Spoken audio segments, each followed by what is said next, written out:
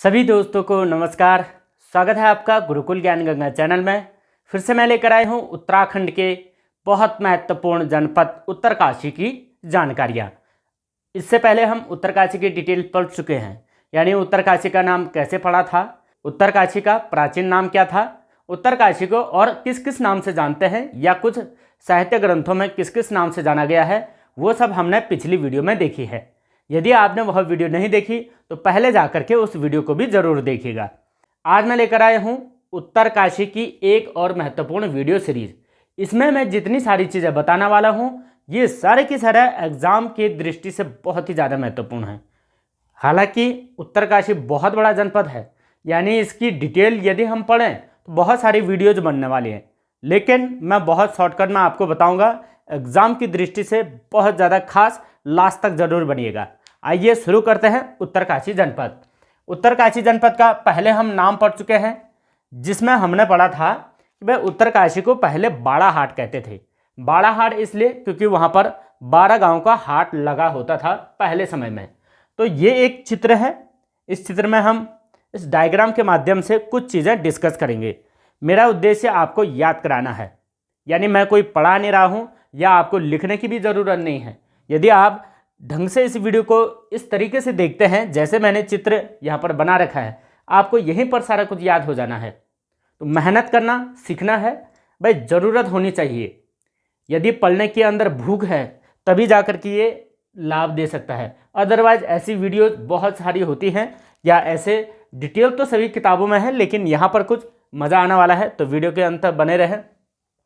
देखिए, बात करते हैं हम उत्तरकाशी की, तो उत्तरकाशी ठीक यहाँ पर है। सबसे पहले आज के लिए डिस्कस करने योग्य जो बात है, यहाँ से ही हम लोग शुरू कर देते हैं। क्या क्या चीज़ें इस उत्तरकाशी के अंदर इम्पोर्टेंट है। देखो, एक नदी है टोंस। टोंस नदी जो कि तमसा नदी के नाम से भी जानी जाती है, और टोंस ही ऐसी नदी है जो उत्तराखंड की पश्चिमी सीमा निर्धारित करती है। और उत्तराखंड की पश्चिमी सीमा किससे निर्धारित करेगी? यहाँ पर बगल में हिमाचल प्रदेश है, और हिमाचल प्रदेश से टोंस नदी के द्वारा उत्तराखंड की सीमा विभाजित होती है। वैसे तो टोंस नदी 2 शाखाओं में बट के आती है, यानी रूपिन और सुपिन। रूपिन नदी यहाँ हिमाचल प्रदेश से आती है और सुपिन नदी उत्तरकाशी से आती है। तो रूपिन सुपिन नदी के द्वारा ही टोंस नदी बनी हुई है। अब टोंस नदी से रिलेटेड एक महत्वपूर्ण चीज़ आप याद रखें कि टोंस नदी 76.6% वन क्षेत्र इस टोंस नदी घाटी में है। अगर बात की जाए उत्तराखंड में किस नदी घाटी में सबसे अधिक सघन वन है, टोंस नदी में ही है। ये बहुत महत्वपूर्ण क्वेश्चन हो जाएगा टोंस नदी से रिलेटेड। इसके बाद हम टोंस नदी तंत्र भी पढ़ेंगे, लेकिन अभी मैं तंत्र नहीं, अभी मोटी मोटी जानकारी आपको दे रहा हूँ। अब आ जाएंगे हम दर्रों पर। देखो, एक ये है दर्रा श्रृंगकंठ। तो श्रृंगकंठ मात्र एक ऐसा दर्रा है जो कि एक अंतर्राज्यीय दर्रा है, उत्तराखंड से महत्वपूर्ण है। उसके अलावा देहरादून में भी कुछ दर्रे हैं, लेकिन ये श्रृंगकंठ बहुत ही ज़्यादा महत्वपूर्ण है। और ये श्रृंगकंठ उत्तरकाशी और हिमाचल के बीच का एक प्राचीन पैदल मार्ग है, जहाँ से लोग आवागमन करते थे। हालांकि जाने को आज भी जा सकते हैं, लेकिन अब गाड़ी, तो इस कारण की वजह से इनका महत्व कम हो गया है। प्राचीन समय का मार्ग है श्रृंगकंठ, याद रखें, बहुत ही ज़्यादा इंपॉर्टेंट है श्रृंगकंठ। किस किस के मध्य है? हिमाचल प्रदेश और उत्तरकाशी। ऐसा भी यदि आए कि हिमाचल प्रदेश और उत्तराखंड के बीच मात्र एक कौन सा दर्रा है, इंपॉर्टेंट हो जाएगा श्रृंगकंठ, क्योंकि उत्तरकाशी उत्तराखंड का ही हिस्सा है। इसलिए एक इंपॉर्टेंट दर्रा और यहाँ पर आ जाता है जो कि हिमाचल को ही टच करता है ये भी। हालांकि यहाँ से नॉर्मल लोगों का आवागमन नहीं होता है, ये एक ट्रैकिंग एरिया है। यदि ट्रैकर्स यहाँ से क्रॉस करें तो आ जा सकते हैं। इसका नाम है लमखागा दर्रा। ये लमखागा दर्रा हाल ही में 19-20 के आसपास यहाँ कुछ ट्रैकिंग दल गया था, उसके कारण यह प्रचलन में आया था। यहाँ पर कुछ घटनाएं भी हुई थी शायद से, तो इसलिए ये प्रचलन में आया लमखागा दर्रा। इसी तरीके से जो चीज़ें अक्सर न्यूज़पेपर्स में वगैरह में छपती हैं वो चीज़ें प्रचलित हो जाती है और एग्जामिनर उसी चीज़ को पूछता है। ये हो गया जो कि हिमाचल प्रदेश के साथ दर्रे बना रही है। अब यहाँ से आ जाइए कुछ अन्य दर्रों पर। अन्य दर्रों की बात करें, एक चमोली के साथ है दर्रा, एकमात्र दर्रा। उत्तरकाशी और चमोली के मध्य एकमात्र दर्रा है जिसका नाम है कालिंदी, और कालिंदी नाम से यहाँ पर पर्वत चोटी भी है, और यहीं पर एक स्वर्गारोहिणी पर्वत भी है। तो कालिंदी दर्रा किस किस के मध्य है, यहाँ से चमोली लग जाता है और ये उत्तरकाशी है। उत्तरकाशी और चमोली के मध्य में मात्र एक दर्रा है जिसका नाम है कालिंदी। याद रखा जाए, कालिंदी। याद रखने में कोई कठिनाई नहीं होनी चाहिए। कालिंदी यहाँ बताया और यहाँ श्रृंखंड बताया। अब आ जाएंगे यहाँ चीन के साथ कौन कौन से दर्रे हैं, क्योंकि ये जो उत्तरकाशी जनपद है ये चीन के साथ भी अंतर्राष्ट्रीय सीमा बनाता है। तो अंतर्राष्ट्रीय सीमा के साथ कौन कौन से दर्रे हैं, यहाँ पर देखिए 4 दर्रे महत्वपूर्ण याद रखेंगे। वो दर्रे कौन कौन से हैं, देखिए सबसे ऊपर है थांगला दर्रा। थांगला, यहाँ पर ला शब्द दिख रहा है, तो ये जो ला है, ला का मतलब भी दर्रा होता है। धुरा कहीं पर आए, धुरा का मतलब भी दर्रा होता है। तो धुरा, ला, पास, ये सारे के सारे शब्द दर्रों को कहते हैं।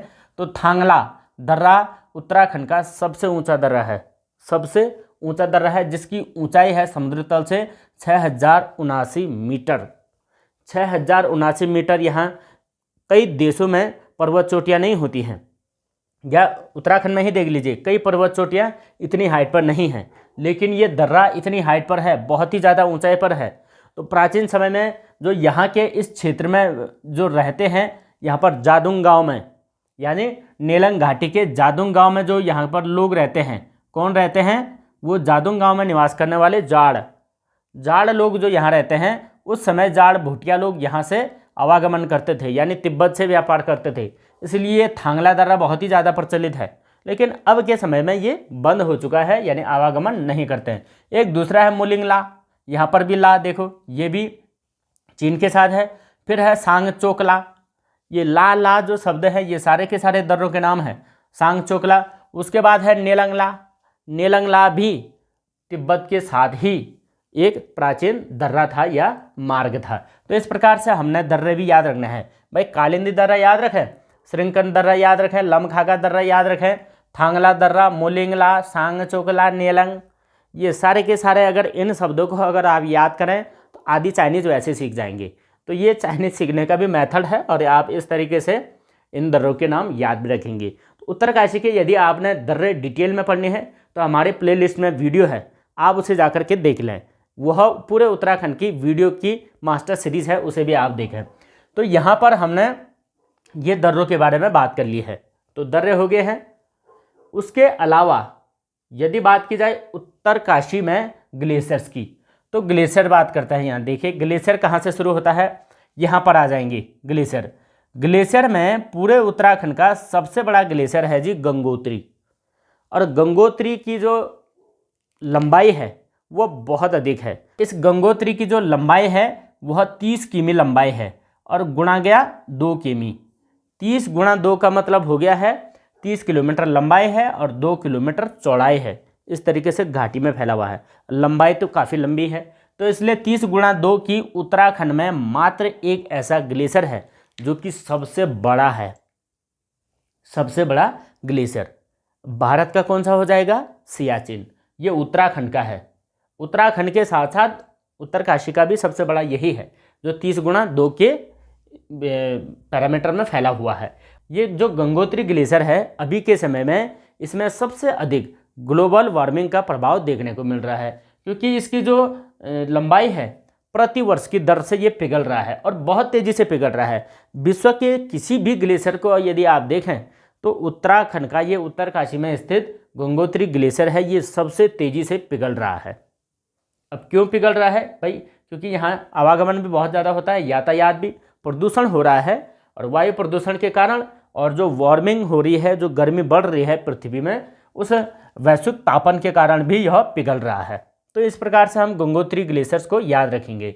यहाँ कुछ आ जाए, यहाँ यमुनोत्री के साइड में, तो यमुनोत्री में एक बहुत महत्वपूर्ण ग्लेशियर है जिसका नाम है बंदरपूंछ ग्लेशियर, और बंदरपूंछ ग्लेशियर बंदरपूंछ चोटी के ही बगल में है, और इसी बंदरपूंछ ग्लेशियर से ही यमुनोत्री नदी निकलती है। और जबकि गंगोत्री से कौन सी निकलती है, गंगा नदी यानी भागीरथी नदी। यहीं पर गंगोत्री के बगल में गोमुख है और गोमुख से ही निकलती है भागीरथी नदी।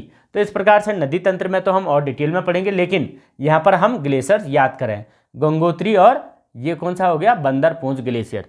इसके अलावा यदि ग्लेशियर पूछे जाएँ तो हम याद रखेंगे भाई कीर्ति ग्लेशियर, चतुरंगिनी ग्लेशियर, स्वच्छंद ग्लेशियर, डोरियानी, चारण ग्लेशियर, खिमलोगा ग्लेशियर, और भी कई ग्लेशियर हैं, उसकी भी वीडियो पहले मास्टर सीरीज बन चुके हैं, उसे भी आप प्लेलिस्ट में जा करके देख सकते हैं। मैंने बात की अभी गंगोत्री की, क्योंकि गंगोत्री बहुत ही ज़्यादा महत्वपूर्ण ग्लेशियर हो जाएगा उत्तराखंड में।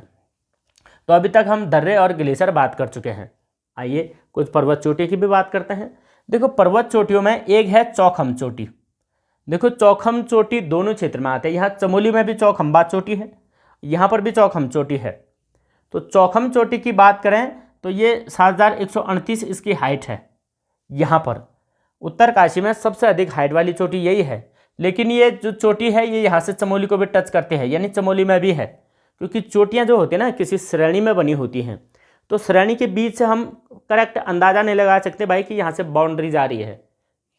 पर्वत हिमालय श्रेणी है, तो हिमालय श्रेणी से जब बाउंड्री जाती है तो वहाँ पर चोटियाँ होती हैं। तो उस चोटियों के हिसाब से हमने देखा कि चौखम जो है उत्तरकाशी में भी है, यानी यहाँ से जाएंगे आप चौखम दिखेगा, चमोली से आएंगे वहाँ से भी चौखम दिखेगा। सेम नंदा देवी वाली कहानी इसकी भी है। तो सबसे ऊंची हाइट इसकी है। उसके बाद बात करें थलैया सागर, तो थलैया सागर की जो हाइट है 6904 है। फिर यहाँ पर आ जाएंगे भागीरथी, भागीरथी की हाइट हो जाएगी 6856, बहुत ज़्यादा हाइट है इसकी भी। इस प्रकार से कई पर्वत चोटियाँ हैं। कुछ और पर्वत चोटियाँ यहाँ पर मैंने नोट की हुई हैं, जैसे कौन कौन से नाम हैं। अन्य पर्वत क्या क्या पूछा जाता है, कई बार सही मिलान के लिए पूछा जाता है। अब उत्तरकाशी के जो पर्वत चोटियाँ हैं, ऐसा ज़रूरी नहीं है कि सबकी हाइट पूछे, लेकिन इतना तो है भैया कि नाम पूछेगा डायरेक्ट, और वही चीज़ हमें याद रखनी है। अन्य चोटियाँ कौन कौन सी हैं देखिए, एक का नाम है जैलंग। जैलंग नाम की चोटी कहीं दूसरी जगह नहीं है उत्तराखंड में, तो जैलंग।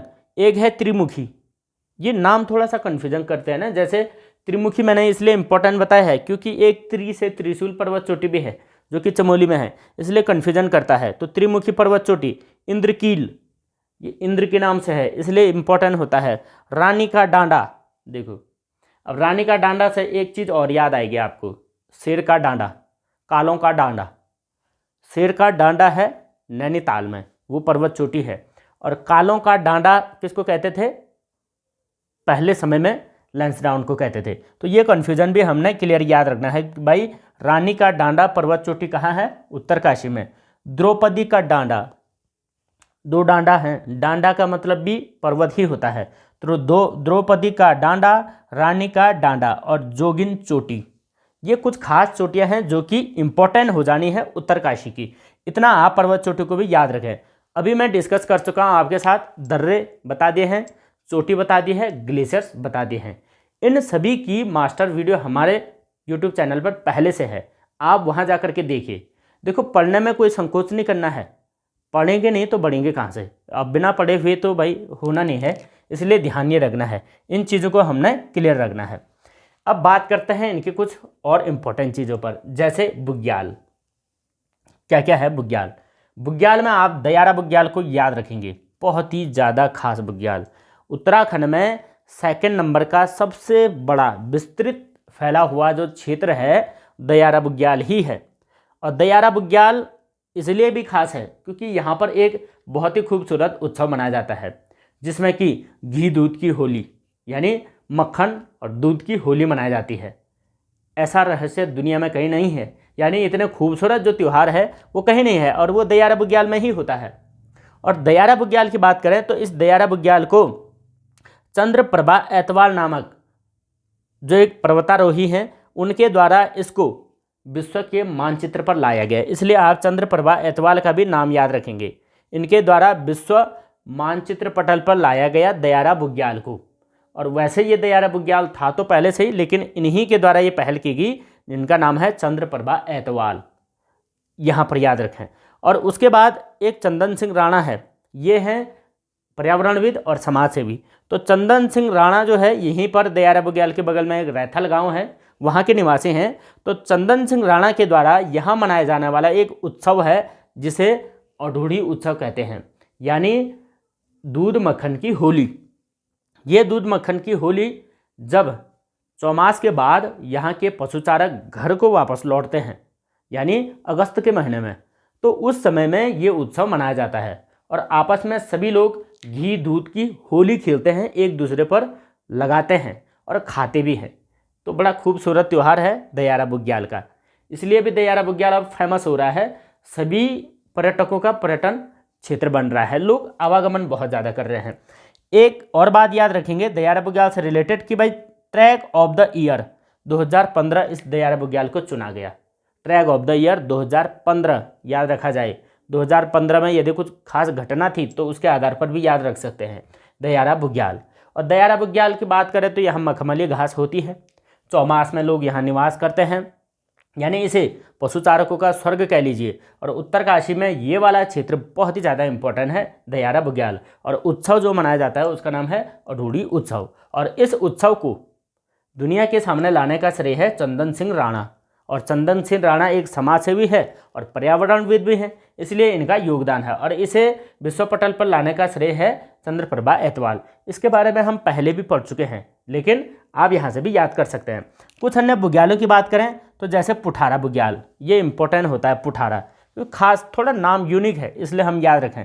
चायसिल बुग्याल है, चायसिल बुग्याल यहाँ हिमाचल और उत्तरकाशी के बीच में है। चायसिल बुग्याल चाइनीज नाम है तो इसलिए खास हो सकता है। रूपनौल बुग्याल, देवदामनी बुग्याल, केदार खर्क बुग्याल और कई सारे बुग्याल हैं उत्तरकाशी में भी। और उत्तरकाशी के बुग्याल या चमोली के बुग्याल, पिथौरागढ़ के बुग्याल और टिहरी के बुग्याल, जितने भी बुग्याल हैं उनकी 2 वीडियो सीरीज़ मैंने बता रखी है, वहाँ जा करके आप इसे भी पढ़ लीजिएगा। तो उत्तरकाशी का ये इंपॉर्टेंट एक बुग्याल है जिसे हमने याद रखना है। उसके अलावा अन्य बुग्यालों का भी नाम याद रखें। तो बुग्याल भी हमारे लगभग उत्तराखंड में जो उत्तरकाशी है, उत्तरकाशी का हमने क्लियर कर लिया है। उसके बाद आ जाते हैं तालों पर। देखो तालों की बात करें तो सबसे इम्पोर्टेंट ताल है यहाँ का नचिकेता ताल। ये नचिकेता ताल इसलिए फेमस है क्योंकि यहाँ नचिकेता तथा यमराज का आपसी संवाद होता है। तो नचिकेता और यमराज के संवाद के साथ ही इस तालाब का नाम पड़ा हुआ है। नचिकेता ऋषि उद्गल के पुत्र थे और उन दोनों के बीच में, यमराज और नचिकेता के बीच में संवाद होता है। और उत्तरकाशी से महज लगभग 32 किलोमीटर के आसपास की दूरी पर ये नचिकेता ताल है। बहुत ही ज़्यादा खास है इसलिए याद रखेंगे।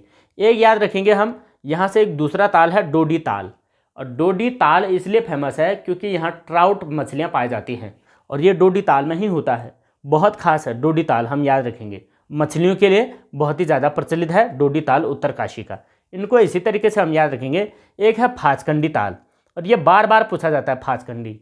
फाचकंडी को बयां ताल भी कहते हैं और इसलिए कहा जाता है क्योंकि ये फेमस क्यों है। देखो कुछ ना कुछ कारणों की वजह से जो फेमस ताल होते हैं वो पूछे जाते हैं। हाँ, ये इसलिए इम्पोर्टेंट है क्योंकि यहाँ उबलता हुआ जल होता है। कैसे उबलता है भाई? पानी तभी उबलेगा जब गर्म होगा, तो गर्म होता है इसलिए ये उबलता है, इसलिए ये इम्पोर्टेंट ताल हो गया फाचकंडी।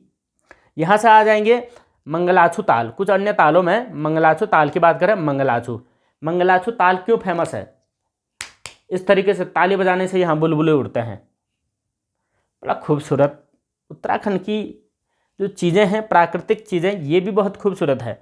तो ताली बजाने से यहाँ बुलबुले उड़ते हैं, इसीलिए मंगलाचू ताल खास है और ये पूछा जाना है, याद रखें। केदार ताल है। केदार इसलिए इम्पोर्टेंट है क्योंकि भाई केदारनाथ रुद्रप्रयाग में रह गया और ताल कहाँ है? उत्तरकाशी में। ये भी कन्फ्यूजन है इसलिए याद रखें। एक है खेड़ा ताल। खेड़ा ताल इसलिए खास होता है क्योंकि ये सबसे स्वच्छ जल वाला ताल है, मतलब क्लीन, बहुत ही ज़्यादा स्वच्छ जल यहाँ पाया जाता है, क्लीन, इसलिए खेड़ा ताल बहुत ज़्यादा इम्पोर्टेंट है।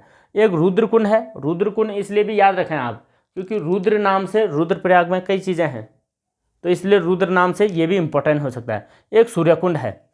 सूर्यकुंड ये यमुनोत्री के बगल में है, यमुना नदी में इसका जल जाता है ना, इसलिए ये सूर्यकुंड भी बहुत गर्म है और ज़्यादा गर्म के कारण ही इसका नाम सूर्य भी पड़ा हुआ है, तो इसलिए इम्पोर्टेंट हो जाता है। तो ये थे तालों से संबंधित कुछ फैक्ट, बहुत ही ज़्यादा खास हो गए हैं। एक दो चीज़ें और जान लेते हैं इसमें क्या क्या खास है। जैसे एक दो दर्रे और यहाँ बीच में रह गए हैं। जैसे ये दर्रे का नाम है जी बाली पास दर्रा, ये यहाँ का स्थानीय दर्रा है। बरांसू दर्रा, ये ओडेन कॉल दर्रा, ये कुछ दर्रे भी हैं जो इस मध्य में हैं। उसके बाद बात करें कुछ और, तो यहाँ से एक ये माझी वन मैंने लिखा हुआ है। माझी वन यहाँ का एक बुग्याल है। ये इसलिए फेमस है, ये यहाँ का फूलों की घाटी है, फूलों की घाटी। और फूलों की घाटी, वैसे मूल जो फूलों की घाटी है ये चमोली में है और यहाँ की फूलों की घाटी का नाम है माझी वन, ये याद रखा जाए। उत्तरकाशी का माझी वन क्यों फेमस है? फूलों की घाटी है। ये हो गया, इतना सारा चीज़ हम समझ गए। तो ये वाला गंगोत्री क्षेत्र है, ये वाला यमुनोत्री है। यहाँ पर बंदर पूंछ पर्वत श्रेणी भी है जिसमें ब्लैक पिग वाइट पिग होते हैं। ये बंदर पूंछ पर्वत श्रेणी हम यहाँ की यमुना नदी तंत्र में क्लियर कर लेंगे। तो इसके बाद नदी तंत्र ही मैं पढ़ाने वाला हूँ, बहुत ज़्यादा खास है नदी तंत्र।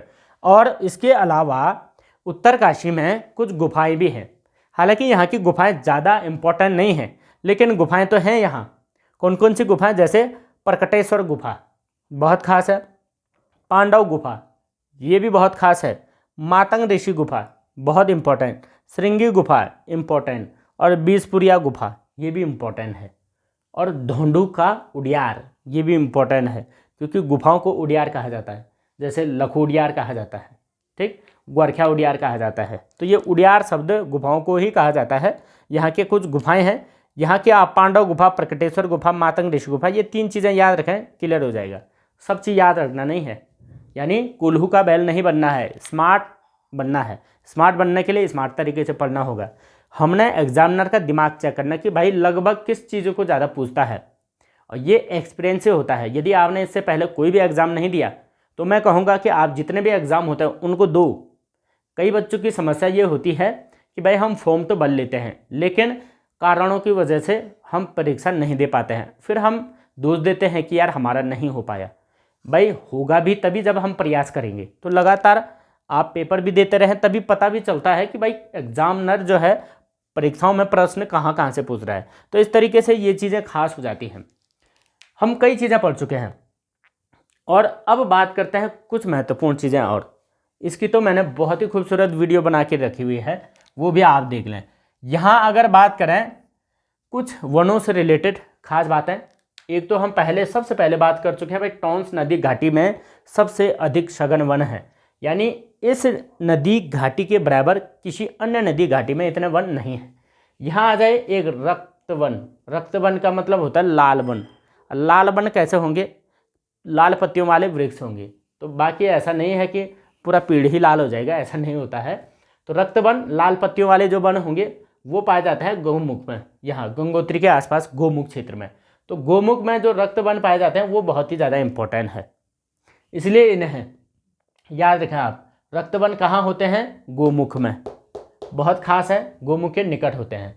कुछ उद्यान और अभ्यारण्य की बात करें तो गोविंद राष्ट्रीय उद्यान ये बहुत खास है, ये 1980 में बना था। गोविंद के नाम से देखो कितनी सारी चीज़ें होगी। उसके बाद है गंगोत्री उद्यान। गंगोत्री उद्यान बना था 1989 में, और ये उत्तराखंड का सबसे बड़ा राष्ट्रीय उद्यान भी है, क्षेत्रफल में सबसे बड़ा है।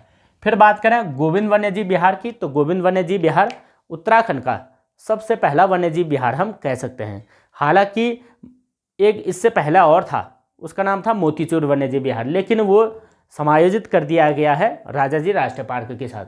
इसलिए अभी के समय में जितने हैं वन्यजीव विहारों में उनमें गोविंद सबसे पुराना है, और उसका नाम है गोविंद वन्यजीव विहार, और ये 1955 में बन गया था।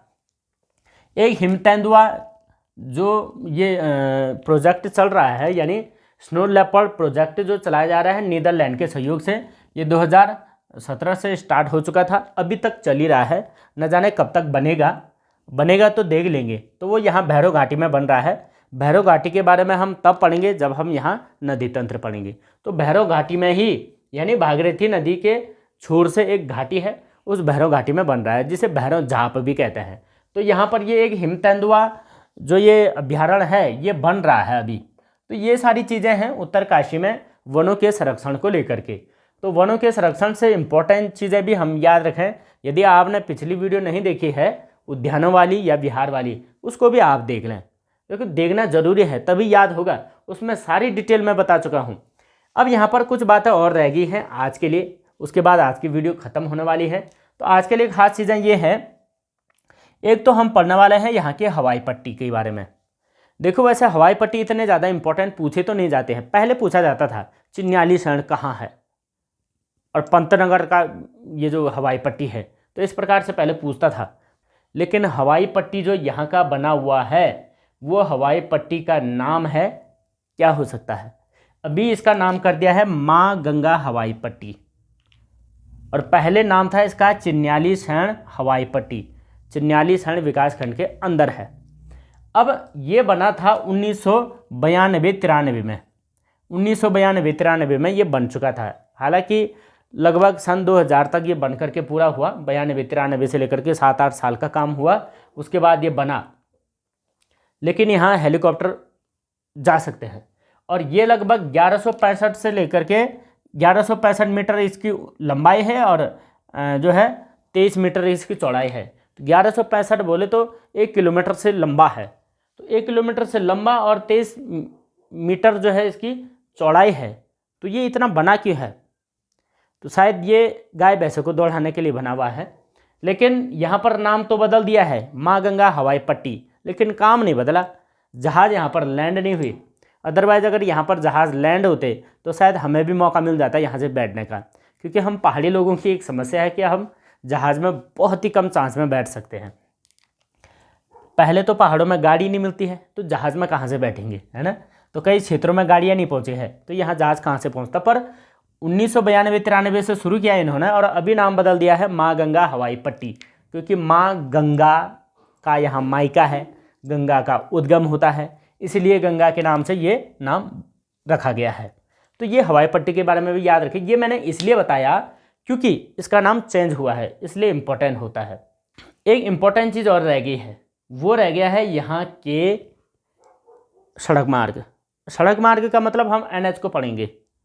NH कितने हैं यहाँ और कौन कौन से कहाँ कहाँ जाती है, यहाँ से देख सकते हैं आप, ये चित्र बना हुआ है, लेकिन यहाँ से भी समझ सकते हैं। यहाँ क्या होता है कि देहरादून के विकास नगर से एक सड़क जाती है, देहरादून के विकास नगर से एक सड़क चलेगी यहाँ ये बड़कोट के लिए, और वो है NH 507। छोटा चित्र वहाँ पर बना हुआ है, बड़ा यहाँ हम यहाँ समझ सकते हैं। 507 यहाँ देहरादून के विकास नगर से सीधा बड़कोट जाती है, और ये बड़कोट में कौन से NH से जुड़ रहा है, 507, ये भी याद रखा जाए। उसके बाद बात करें यहाँ चंबा में, चंबा से ये एक NH आती है जो है कि NH 34। NH 34 यहाँ पर उत्तरकाशी के धरासू में आती है, NH 34। तो ये 34 यहाँ से सीधा चले जाते हैं गंगोत्री को, NH 34। और यहाँ से एक और कटता है जो NH 134 होता है, और इधर होता है 34। तो ये जो 134 है ये यहाँ से यमुनोत्री जाती है, और जो 34 है वो यहाँ से गंगोत्री जाती है। तो ये NH भी हम याद रखें कि उत्तरकाशी में मात्र 3 NH हैं। 3 कौन कौन से, एक 507 है जो देहरादून विकासनगर से आती है, उसके बाद एक धरासू से ये गंगोत्री के लिए जा रहे हैं NH 34, और धरासू से ही यमुनोत्री के लिए जा रही है NH 134। इतना ही है, बाकी NH से रिलेटेड कोई जानकारी यहाँ पर नहीं है। उसके बाद मैं एक उत्तराखंड के परिवहन से रिलेटेड जो सभी नए NH हैं उनके बारे में भी एक मास्टर वीडियो लाने वाला हूँ। बहुत ही ज़्यादा खास है क्योंकि राष्ट्रीय राजमार्गों में नाम परिवर्तन हुआ है। जैसे अभी उत्तराखंड का सबसे बड़ा राष्ट्रीय राजमार्ग कौन सा है, वह है 07, और पहले था NH 58। तो इस प्रकार से अभी नया नाम परिवर्तन हुआ है, और उस नाम परिवर्तन के कारण ही अभी हमने ये NH भी पढ़ने हैं, उसकी भी मैं वीडियो बनाने वाला हूँ, आप वीडियो के साथ बने रहें। तो ये था आज के लिए हमारा डिस्कशन का जो जितना भी सारा कुछ चैप्टर था, इसमें आपको कितनी चीज़ें याद होती हैं कमेंट में आकर के ज़रूर बताएं, और हमारे वीडियो को शेयर करते रहें। बाकी इसके बाद मैं लाने वाला हूँ उत्तरकाशी के नदी तंत्र, बहुत ही ज़्यादा इम्पोर्टेंट है। उत्तरकाशी में 3 नदी तंत्र है, और तीनों नदी तंत्र को हम एक ही वीडियो सीरीज में पढ़ेंगे और एक ही में कवर करेंगे बहुत अच्छे ढंग से। यानी इस तरीके से आपको बताया जाएगा कि आप बिल्कुल भी नहीं भूल पाओगे। तो आज के लिए बस इतना ही, और आगे एक नई वीडियो के साथ मिलने वाले हैं। और आज मैंने आपको टॉपिक भी बता दिया कि मैं नदी तंत्र लाने वाला हूं। और तब तक के लिए वीडियो को शेयर करें और देखते रहें, अपने दोस्तों में भी ज़रूर पहुंचाएं। और यदि आपने हमारे साथ जुड़ना है तो हमारे टेलीग्राम चैनल से भी जुड़ सकते हैं, उसकी लिंक डिस्क्रिप्शन बॉक्स में है, या आप हमारे फेसबुक के पेज को भी फॉलो कर सकते हैं। बाकी आज के लिए इतना ही, मिलते हैं अगली वीडियो में, तब तक के लिए जय हिंद।